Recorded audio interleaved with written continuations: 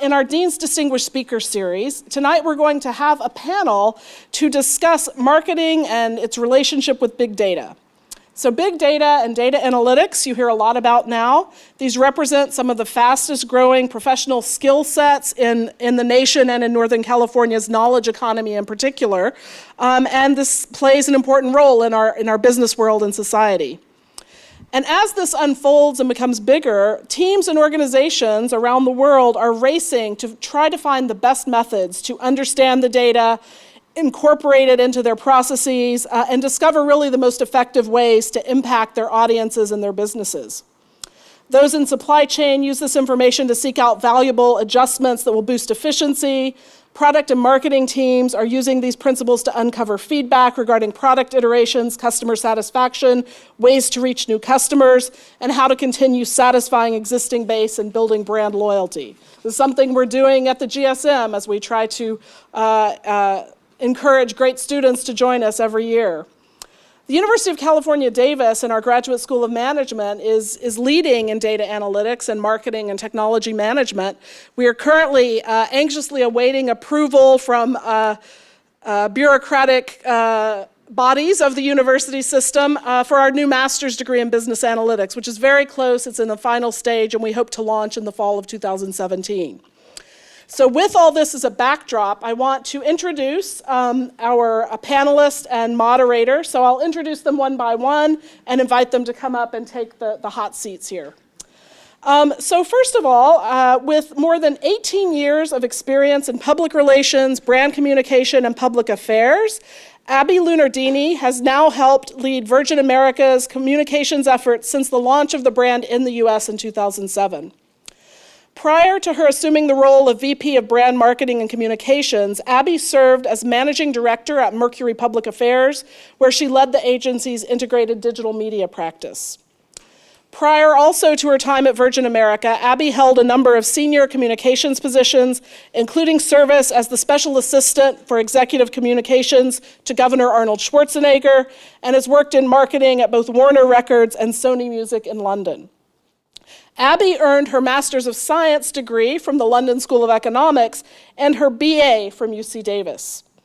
In 2012, Abby was named as one of the top 40 PR professionals under 40 by PR Week. So it's my pleasure to welcome Abby to the panel tonight.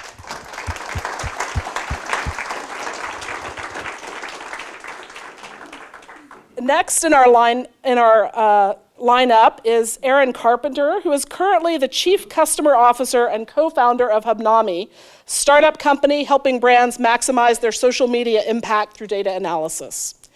Erin joined Hubnami after 17 years' experience in digital marketing, e-commerce, site design, and sales, most recently as Vice President of Global Marketing at The North Face. Under his marketing leadership, The North Face was the first brand in VF Corporation portfolio to break the $2 billion mark in revenue. Before joining The North Face, Erin spent 10 years at Levi Strauss & Company in marketing, e-commerce, and licensing positions.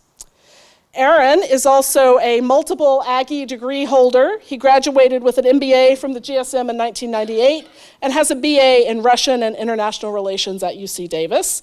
Welcome to Erin.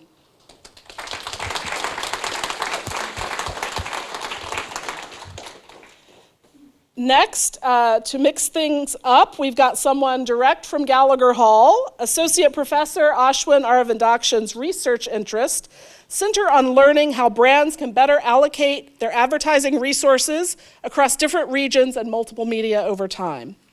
In addition to studying these dynamic advertising models, his research also investigates the dynamics of customer behavior and loyalty to help managers devise better communication and targeting policies as they optimize their marketing mix.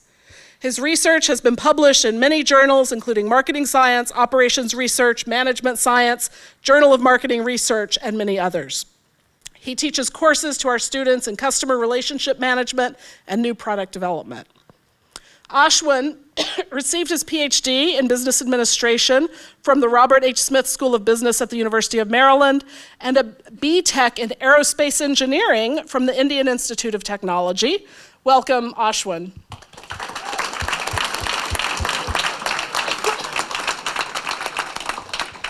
All right, so finally, it's my pleasure. I am fortunate to have someone here who will moderate this dynamic panel. They're going to be, I'm sure, a handful, but we have someone up to the task. Tonight's moderator, I'm pleased to introduce Lisa Maulhardt, who is Executive Vice President at SYPartners. This is a brand consultancy firm that advises CEOs and executives on corporate vision and strategy, culture building, and customer experiences. Lisa joined SYPartners in 1994 as a writer, and over the years has assumed greater and greater leadership responsibility, including leading the San Francisco consulting practice until transitioning to her current role in 2013. Throughout her career, Lisa has worked with executives at Apple, Disney, Gap, Herman Miller, Hewlett-Packard, IBM, Old Navy, Starbucks, and Sundance, among others. Lisa also has spent some time at UC Davis. She has an MA from UC Davis in fiction writing and a BA in English and poetry from Stanford. Now it's my pleasure to turn the night's events over to Lisa and welcome Lisa to the stage. It's nice to see everyone. So we thought we'd ask questions along kind of two dimensions tonight. One on how this new reality of data analytics, big data, is affecting the practice of communications and marketing. And then later on, we'll go into how it's affected the leadership of the experience of being a leader for communications and marketing roles in this world. So I thought first, since the theme tonight is around storytelling, why don't we start with a couple stories? And I asked that each of our distinguished panelists tell us a story, Abby and Erin in particular, since they're coming from industry, about one story of something great and successful that you were able to do as a marketer. I'll have Erin go back a little bit in his career. Thanks to data analytics, thanks to being able to tap a lot of data. And then one story about something that maybe just didn't go so well. So we can all get a sense of what the landscape's like and a little bit of an insight into what it's like to do that job. Abby, are you up for starting for us? Sure. Okay, great. Yeah, and I'll start with the negative story. We actually at Virgin had a reservation system cut over back in 2011, which for an airline is a huge, it's likened to doing sort of a simultaneous heart and brain transplant. It's a live cutover of your reservation system, so all of your data is going to this central global reservations platform. And United just went through a very high-profile one, and it was a bit of a disaster for them because it is a knife edge, so there tends to be a lot of customer service disruptions, and in airlines, a 24/7 business. When we went through that process in 2011, essentially we had a lot of outages on the website. People couldn't change flights. They couldn't necessarily find like their Elevate frequent flyer miles. They couldn't redeem. And we had thousands of calls in our contact center. Our social media channels were overwhelmed, and we're pretty well known. We're the first airline to have fleet-wide Wi-Fi for having a pretty robust social media presence.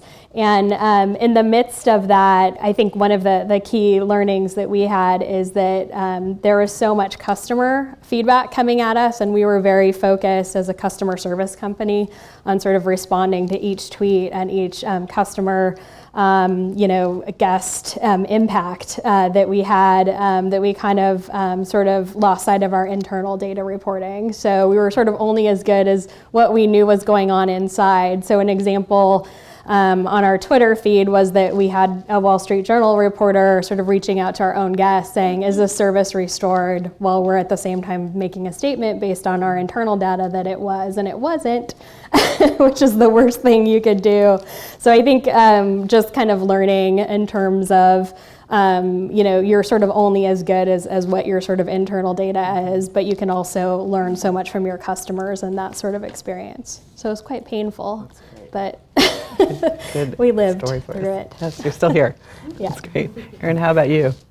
Can I start with the positive one? Sure. Okay. I think the time that I experienced the power of big data, or that actually,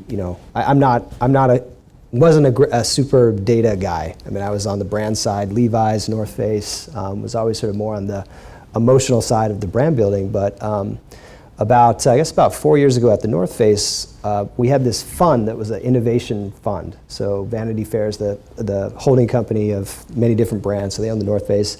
They'd put aside some money and they'd say, if you can come with a proposal, we'll fund some new ideas. So our CTO at the North Face came to me and said, hey, you're building a CRM system. You've got a couple million people in there. I'm really interested in this big data idea, and I want to test it. And so she said, we've got a couple $100,000. Let's pull out a subset. We had about 2 million people. Pull out a subset and see what happens if we could try and use big data to predict what they're going to buy next, or what they'd want to hear from us next. And so we took at the North Face the number one. Anybody guess what the number one factor at the North Face is for sales? Yeah, weather. Weather is like, as soon as people start talking about weather, that is when people start buying jackets. So we took weather data, and then we took our point of sale data from the stores. So we had quite a bit of credit card data, bought some other credit card data, and then we took social media data and started to try and triangulate what would our most loyal customers want to do next. And I was just completely blown away. I was sort of skeptical going in, but it basically, we were able to serve up messages to people saying, if you bought a jacket for a girl last year, we think you might want to buy some boots for that girl this year. And the conversion rate went up like 120% based on that. And it was the first time I just was like, this is really insane that you can, by just using that context, really have such an impact. And so that whole business, that CRM and that database turned into tens of millions of dollars in incremental business over a couple years. And so that was a success story. And I'll save my failure till later. Clearly turned you into a believer, because you've changed Yes. your career to go squarely Yes. after that whole space. So Ashwin, let me ask you a question. When you think on behalf of the students who you're bringing along and teaching, and you think of the research you're doing and this brave new world that we're all entering into where data is becoming so important, and you think on behalf of those students who are going to go out into the world and go be leaders, what keeps you up at night? What worries you or makes you, what obsesses you when you think about big data, the impact it's having on industry, and also the impact for those people as leaders, what they're going to have to wrestle with? So in my course, so I teach customer relationship management. In that course, we go through the analytics of customers and so on. But one of the main things that I try to impart is the ability to ask the right question. Because what's happening today is, all these analytical tools are being created and people are using it. But the flip side is marketing automation is also emerging, right? And so a lot of these marketing functions are going to become automated, right? And so if you do not develop the ability to ask the right questions or to understand what's next, right, for your brand, then you're more at risk than if you can be creative with the analytics that you produce, right? So I think, so at least that's what I try to do in the course, hopefully. Well, it reminds me, I was heartened to hear how many humanities majors are among us here. And I think that's what we learn in our liberal arts degrees, right? How to ask good questions, how to think properly. So I would take from that if we can't learn to think and ask the right questions, then all of this is a tool that's useless for us, or that could be wielded with really, really disastrous results. So, Erin, given the role that you're in now with Hubnami, tell me a little bit about what keeps you up at night, maybe on behalf of your clients, when you think about big data. Well, I'd say there's probably two things. So at Hubnami, we essentially help social media managers and agencies aggregate all the social media stats across the different platforms. And as you guys know, there's new platforms popping up every quarter, basically. So very fast-moving space. I think the biggest one is when you see negative things start to spread for brands. And when I was the head of marketing at North Face, we had things around labor issues with Bangladesh and where things were produced, and it's immediate. So it can go from you walk in the morning, everything's fine, to by 5 o'clock, everything's on fire. And so in social media, that's always one of the big things that keeps you up at night, is just how fast that can move and how global it is. And it's just really pretty amazing. And I think the other one is privacy. I mean, just in this age of data, large amounts of data, cybersecurity we heard about earlier tonight. I mean, it's real, and those breaches are happening. And if you're a brand and you're using social media data, which is very personal for people. It's almost like, when you're on Facebook, it's almost like you're talking on the phone to your friends, and you don't want to have that interrupted by brands in a bad way. So that's the second one, is just privacy, and if you mismanage that trust between a brand and an individual, you could really run into trouble. Yeah. Yep. I can imagine, Abby, based on what you just said, that something about trust and that hard-fought relationship that great brands like all these brands we're hearing about, North Face, Virgin. I mean, think of how much we all sit up a little straighter when we hear about those brands. They're just revered, and that's a really precious asset. And the thought that you might inadvertently misuse that because you're reacting to data, I can imagine would be really very frightening. But are there other things around that? I don't want to put words in your mouth, but I'm curious from where you sit, what's the thing that worries you? Yeah, I think that's one of them. I think for us, we're a pretty small airline in a really big consolidated industry now. So I think our big fear is really with big data in particular is like, can we not only keep up with the big guys, but can we innovate? Because it is labor intensive and requires a lot of investment. So I think that's one of the things that we are struggling with. Yeah. How is it disrupting your industry overall? Like, what do you think the headline is there for the way that big data is disrupting? I think the biggest thing is how people book travel, and I think obviously with the rise of like the third-party sites like Expedia and Orbitz, they kind of were the first wave, but now you have Google Flight Search, and people are booking travel in a very different way. And that was, one of the, we just launched a new website for virginamerica.com in 2014, and probably because we all had PTSD from the reservations cut over, we actually, it was a great experience because we really did quite a bit of customer research, but not just customer research in terms of quantitative, but really some qualitative stuff. We did like a closed beta with Google, which is our #1 corporate travel client, to just test out the site and really get that qualitative feedback, because in our industry, we sort of saw, just like our cabin experience is so different, we saw an opportunity when people book travel to actually make the experience pleasant and not just utilitarian and you want to get through this. And I think with our website redesign, we really accomplished that. And we had that opportunity really because we got that feedback from customers and from top corporate customers, which gave us kind of the confidence to do that. Because when we launched the site, a lot of folks internally and on the e-commerce side, we're like, what is this? There's no calendar search, and it doesn't look like a standard website, but our guests really love it. It went on to win a Webby Award and got written up by Fast Company and Wired for kind of like the best UX experience in travel. So I guess it's, for us as a smaller player, that qualitative side of the feedback is super important because it opens up what are the opportunities that the big guys aren't necessarily seeing that we can take advantage of. Definitely. We all met last week for the first time, and we were talking a little bit about the art and science of using data in marketing.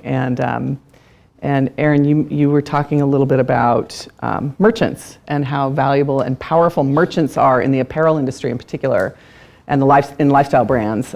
Tell us a little bit about what you're seeing about the merchant, data, the artist, the science, and how those things are coming together or clashing or not when it comes to decision making. I think Abby's example was a good tee up of that.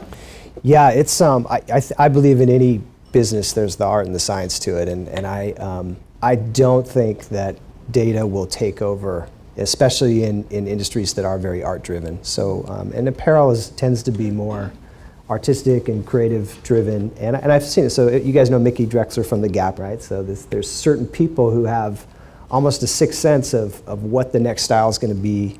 They can look at, without the help of big data, they can look at cycles that happen in fashion and kind of choose and pick the right colors. It's pretty amazing, and it really is a skill.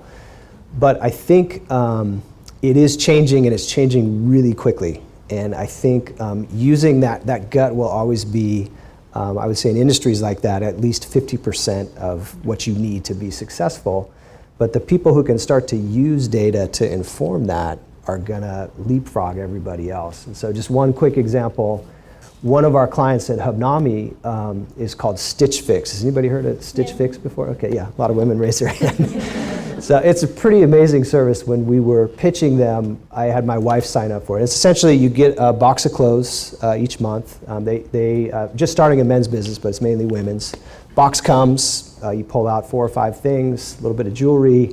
If you like it, you keep it. What you don't like, you send back. Pretty simple concept. Trunk Club is sort of the equivalent for men. And the head of their the business, or not the CEO, but one of their key CTOs, is from Netflix. And so he's taken that knowledge from Netflix of predicting what people want for movies and applied it to clothes. And so they're not massive now, but I think they're $200 million in revenue after 3 years. So it's obviously something's working. My wife keeps buying them, so it's obviously working. So I think it's coming to every industry, even if it was a very sort of art-centric business. That you have to be able to take those nuggets. And I think the key lesson for me, that one of the failure story I was going to tell you is when I was at North Face after this great success with CRM, I thought, well, let's do some predictive or regression analysis on our kind of weekly media buys, and let's optimize those, right? So I pulled in a group that we had done some regression analysis type stuff with, and I put them in the room with our media buyers. And media buyers, if anybody's dealt with marketing agencies, it's a business that's been doing it the same way for a very long time. Smart people, and actually kind of numbers-driven people. But I brought in the group who was doing the optimization, and it was like they were speaking a completely different language than the media buyers, who also kind of look at themselves as artists. I'm going to pick the right channels, I know the right magazines, blah, blah, blah. And it just didn't work. Like, it imploded because they couldn't get a common language on how to use that data. And so I think what I learned is you gotta take it in little small bites, right? And you gotta go slow, and you gotta really simplify it and not put two people together who are speaking completely different languages. So Dean Stevens mentioned that at Davis there's a new master's degree in business analytics, and that this is clearly an emergent practice. And I was reading some data in a IBM deck, they're one of our clients, and about how 90% of the world's data has been generated in the last 2 years. And you think about that kind of volume, and you think about trying to prepare people to make smart decisions, ask the right questions in order to deal with that.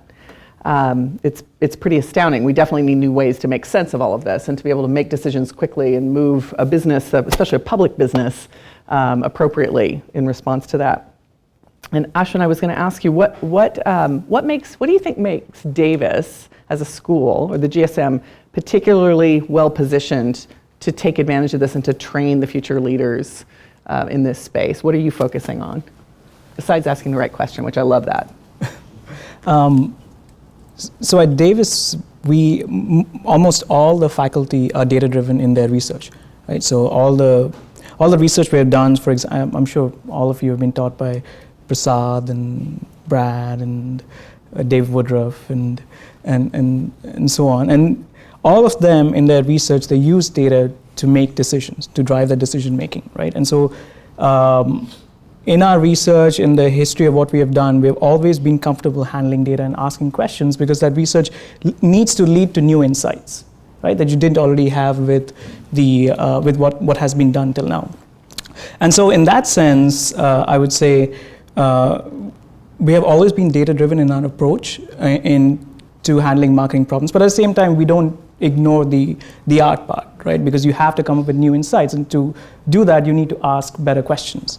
And so in that sense, I think as a school, we have a lot of strengths. In fact, a lot of the faculty have developed new models of analysis. So it's not just that we use existing models to come up with insights, but a lot of these models that have been developed were developed by the faculty themselves. Apart from that, we also have extremely strong engineering and statistics departments, right? And so we are working with them to try and also include them in the process, so that the students not only understand the art part and just the marketing models, but also get a broader exposure to computer science, because that is what essentially will drive the growth of data analytics, right? And so I think it's this combination of the business school, which will be the primary driver in alliance with computer science, statistics. We also have some faculty in communications. I mean, you were talking about the amount of data generated. One of the faculty in communications was back in 2008, I think. So I know him.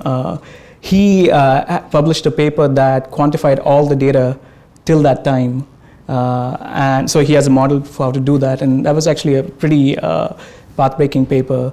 And you can see, if you use his model, his model is one of the models that are used to try and estimate how much data is generated over time.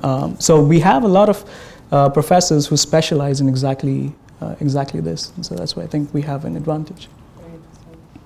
Abby, you're helping lead communications and marketing at a company that's part of a family of companies that well, they may not be the largest, but they're still quite large on the scale of companies in the world. And I'm curious for you, at Virgin America, what types of data are most important to you as a marketer and communicator to be watching? Which ones are you particularly interested in, and why? Sure. Well, as an airline, we actually, even though the airline industry is pretty old school, it is pretty data driven, because we are essentially yield managing every seat.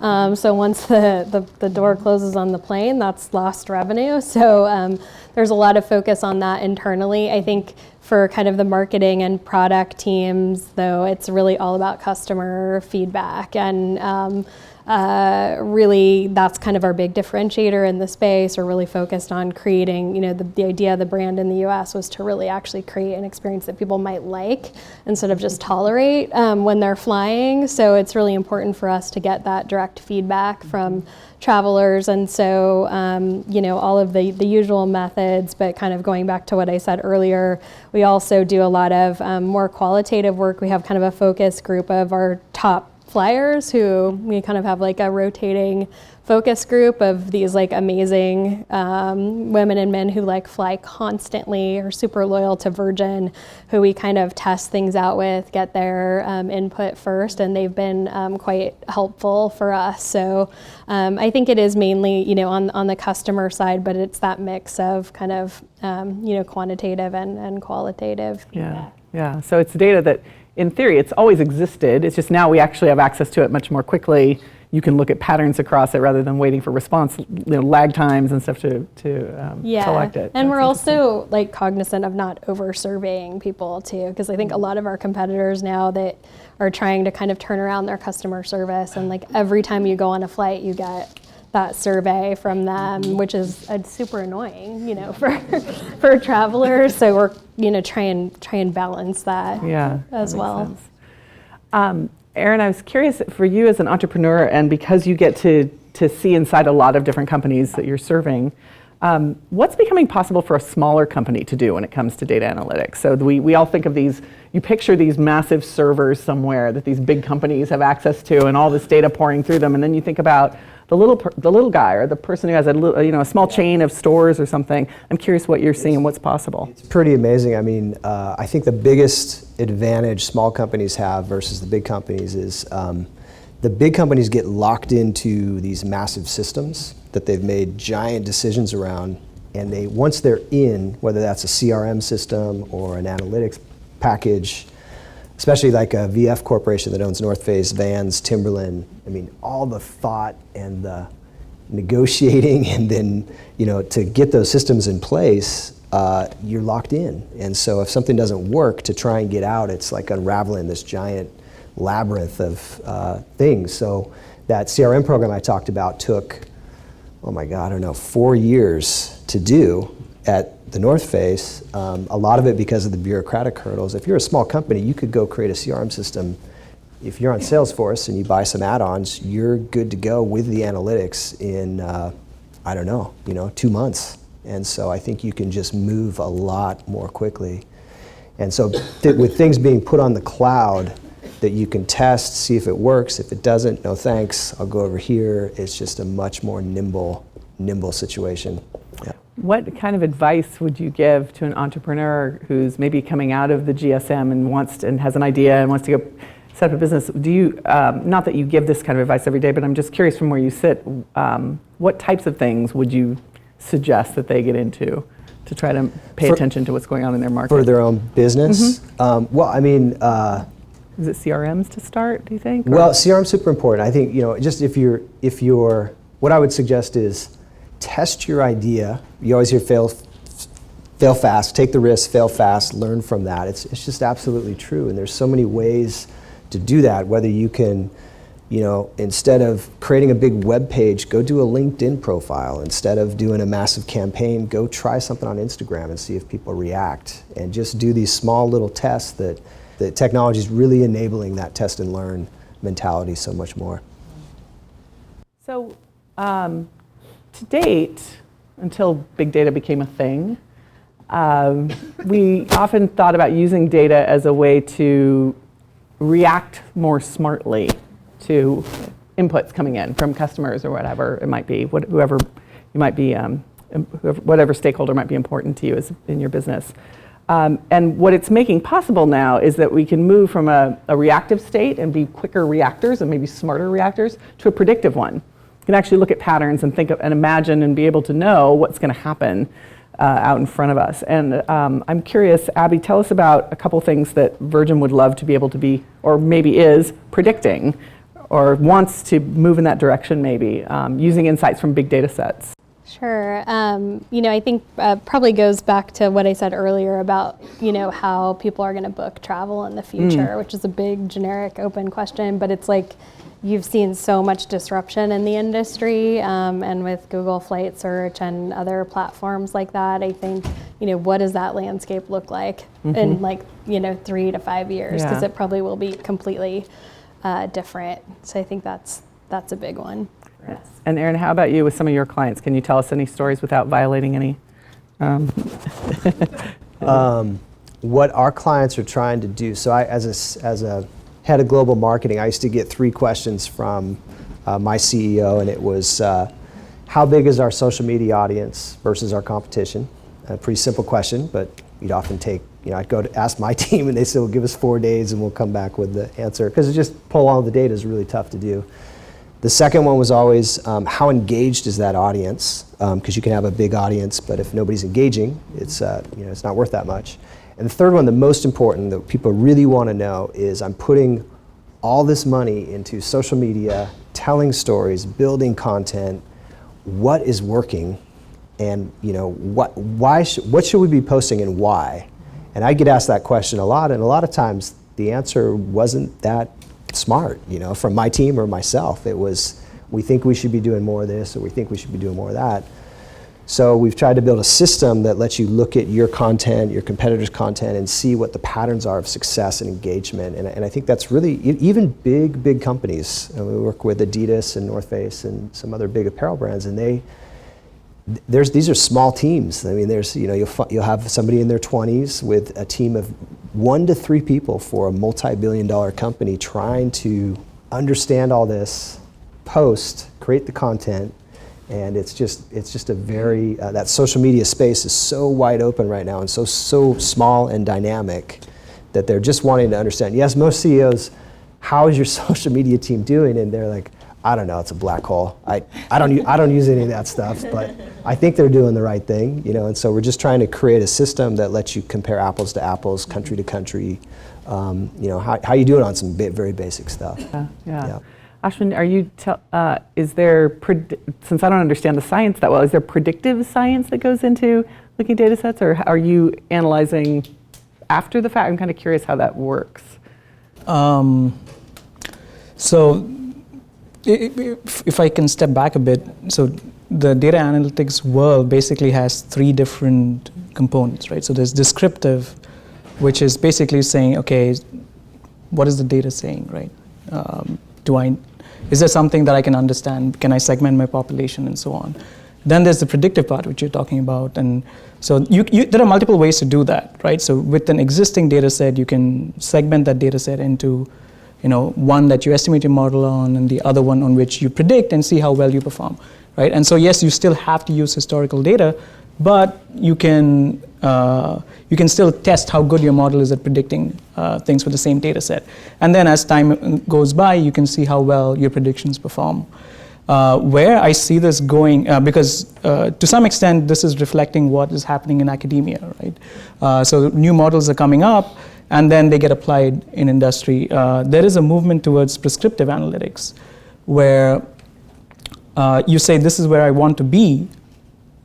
Now, knowing what I know today, how do I get there, right? And so what we're really doing is we're trying to craft the future by playing around with the controls that we have, which is, do I spend more in this media? Do I get more likes? Should I get something more for Instagram? What drives sales? Depending on what your outcome is, whether it's sales or just brand mentions or whatever, right? And so now it's getting to a stage where you can set targets and you can see what you can do today to reach that target. So that's something that's also happening. Yeah, just to add on to that, a lot of our clients are using things like regression analysis to used to be sort of an either or. Used to go to YouTube and they'd say, TV's going to be dead in 5 years. You should just be buying us. And the reality is that's not what happened. Now it's sort of Twitter and a lot of social media is an add-on to the entertainment that people are doing. And so, but they're using regression to understand the relationships between some of the traditional media and the social media to see what they should, what combination they should use. So that's always a big question. And then the ROI question is always the big one in social media. Like, I'm spending all this money, what am I getting in sales from an ROI standpoint? Which there's some tools out there, and we're working on some, but that's the big one to crack. Yeah, I imagine that measuring brand loyalty is one of those real arts, and softer spaces, or it feels that way, where people would want to be able to attach data analytics to be able to say that it actually moved the needle. Well, there. the cool thing, Ashwin and I were talking about what he's working on, and a lot of people say in marketing, it's still 80% emotion, right? People eventually are emotionally attached to a great brand or to a product.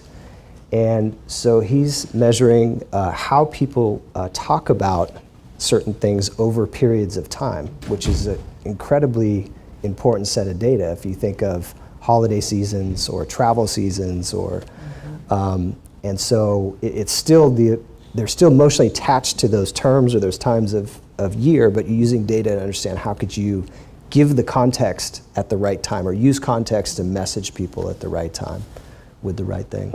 So it's still emotion, but there's data now involved in it. Very interesting. Well, kind of along those lines, when we think of data, we think of these kind of almost binary types of images that come to your head. So numbers, things that kind of hard edges.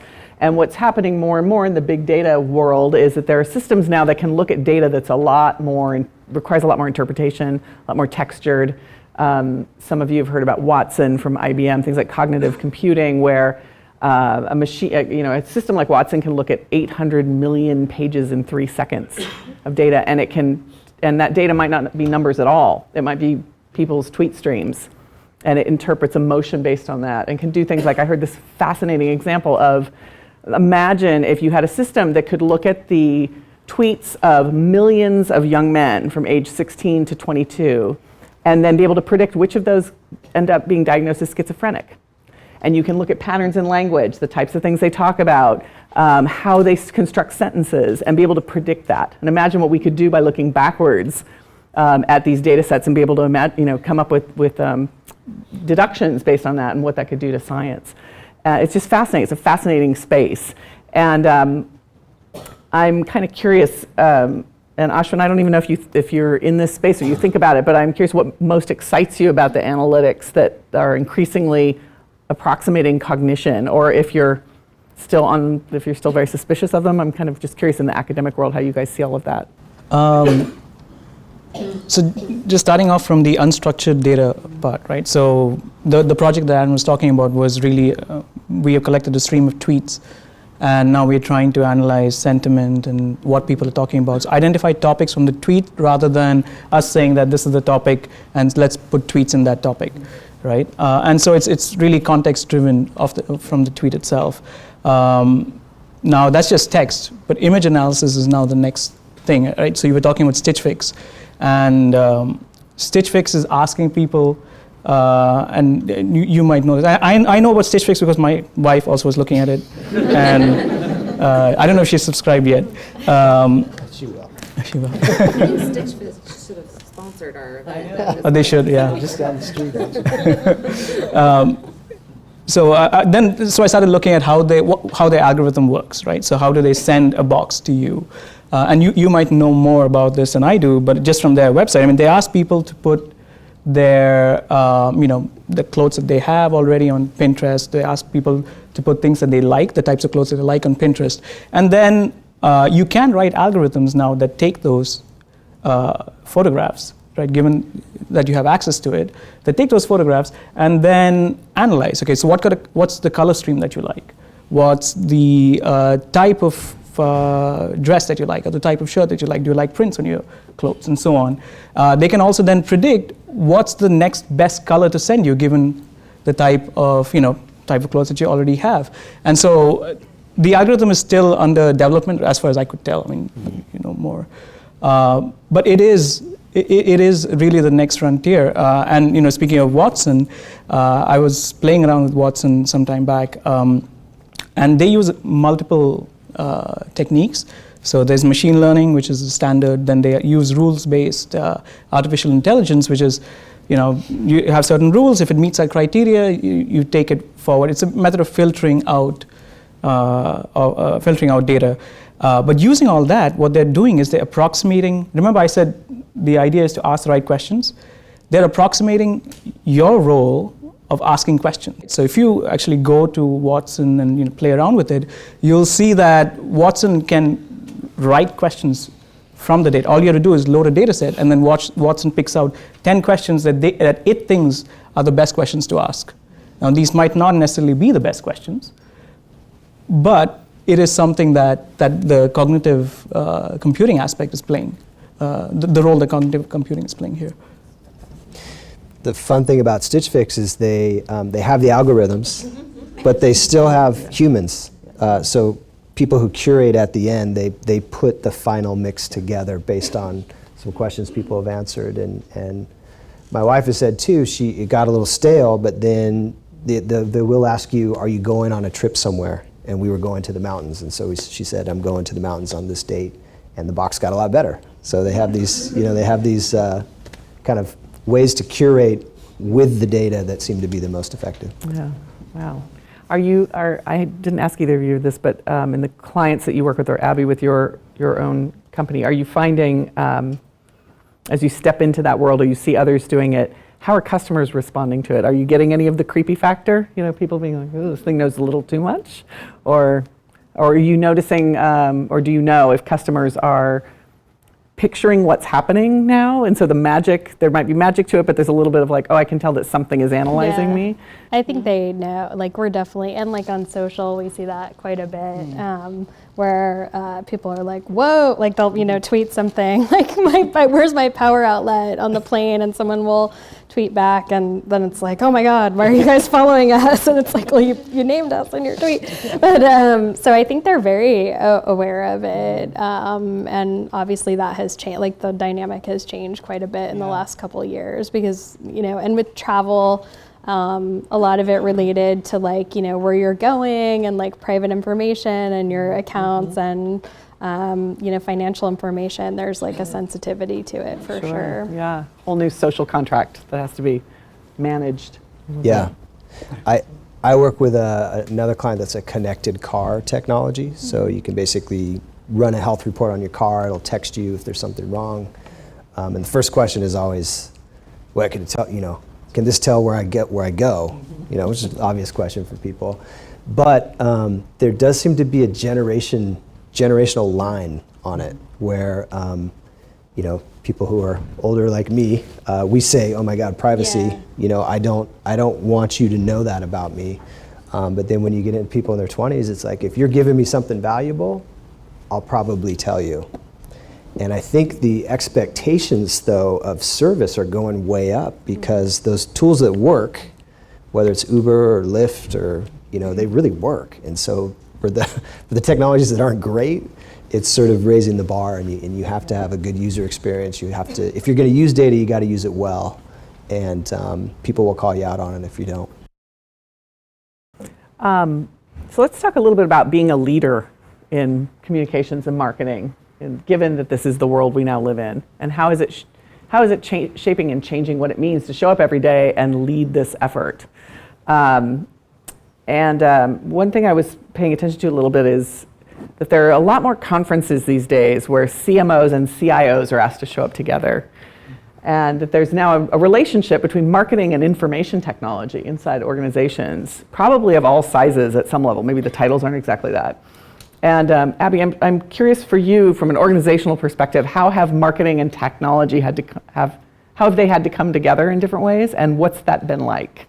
It's been interesting. We've had a lot of that, and certainly like around, big product developments and launches, our teams work super closely. I think actually from kind of to the broader question from the marketing side, there's a lot of advantages to having data, obviously for all the reasons we talked about, but also just kind of justifying what you're doing. Because back in the day, it was like, what is this billboard doing for me from your CEO? And you have kind of a better case to make, but at the same time, it's flipped so much now that, as a brand really known for like our emotional connection to travelers and our guest experience, it's almost flipped so much the other way that it's kind of harder to defend the stuff that's like really kind of a lark and quirky and things that might, connect with customers in a way that people might not be thinking about. So it's kind of a balance, I'd say. But in terms of, when we get into sort of product development and pieces like that, to the original question is we do work pretty closely with IET. I think an example of that sort of balance, which is a great example and funny one that we had is, when we sort of first started, it was right when social media was taking off. I know no one can remember what that was like back in 2007, but we would do a lot of content, consistent with the Virgin brand, where it's very irreverent and different. And, we knew people love traveling with their pets. That's like, we're based in California. It's like a huge demographic for us. And we saw this dog online, Boo, the world's cutest dog. I'm sure you've heard of him, many, many years ago. And we were like, this is great. He can be our travel ambassador. And we just had, like our one social media guy and small team saying like, let's just, do this.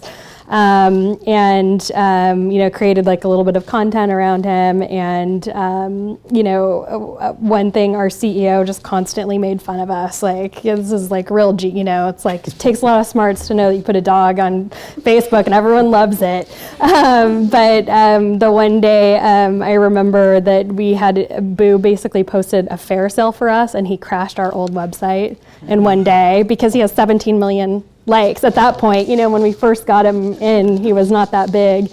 And then after that, our CEO was like, okay, I'm making no more jokes about the dog ever again.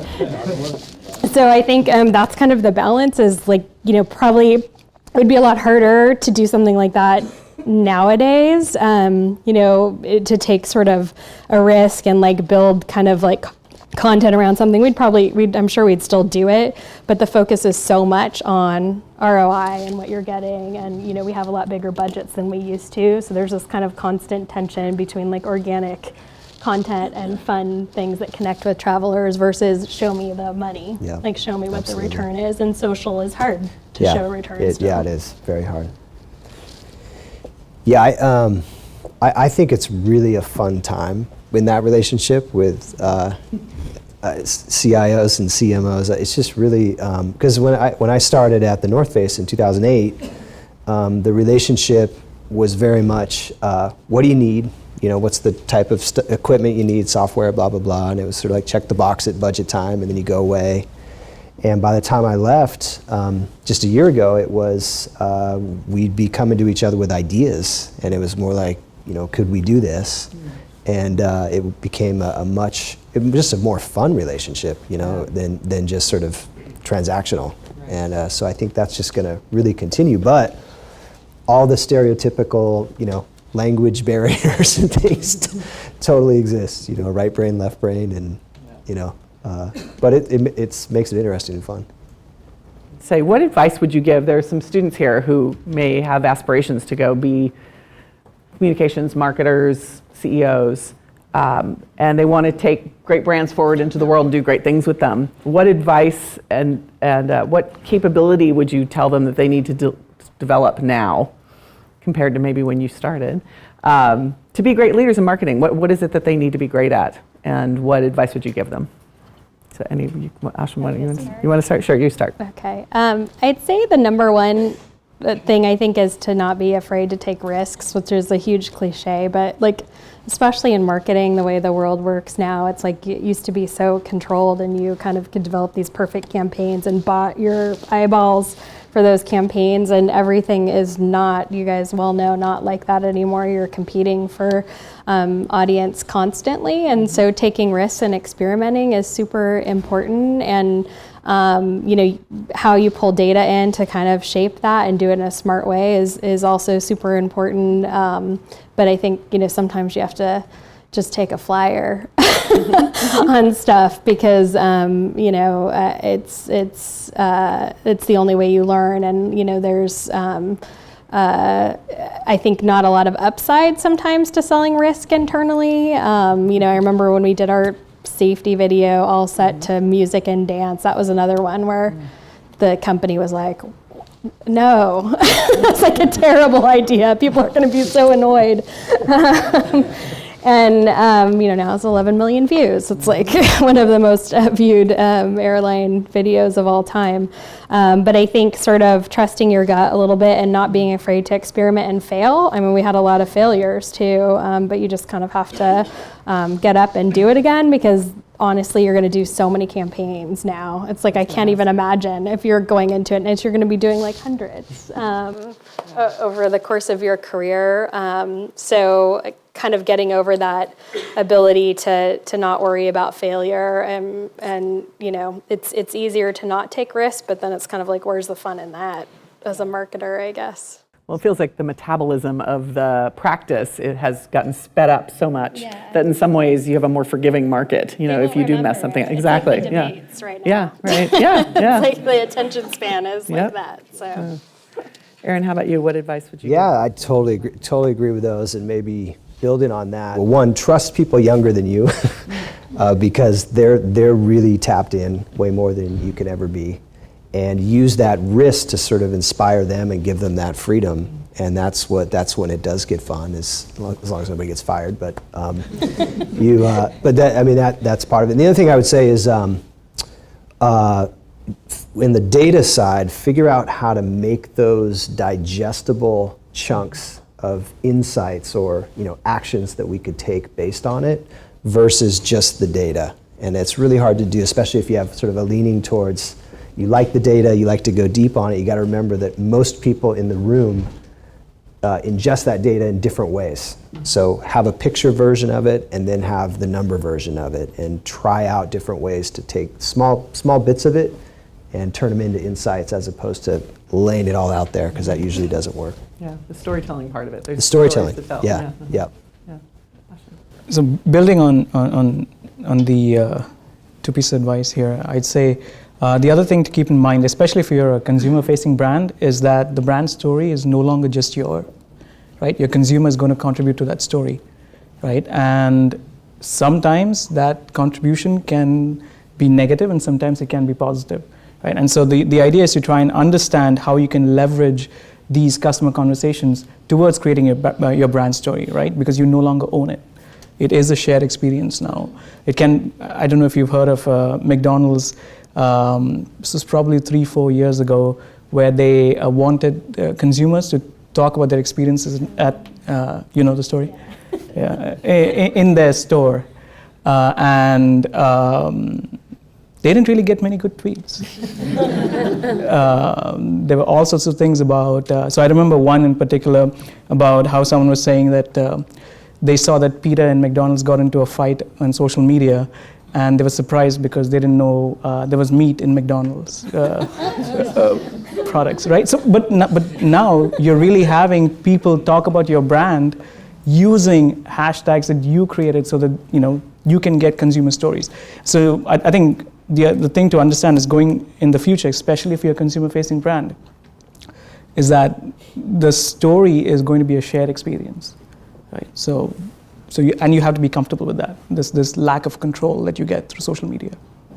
That's great. Those are all great insights. Thank you, everybody, and thanks to this group for teaching us so much tonight. Thanks so much. I do want to just thank the panel and the excellent moderator and all of you for being here. It was a great evening and highlight of all that UC Davis can be and what our alumni can do. And so thanks to everyone. We have some small UC Davis swag gifts for our panelists. And thank you all for coming, and I hope we see you in Davis and around Northern California soon. Thanks.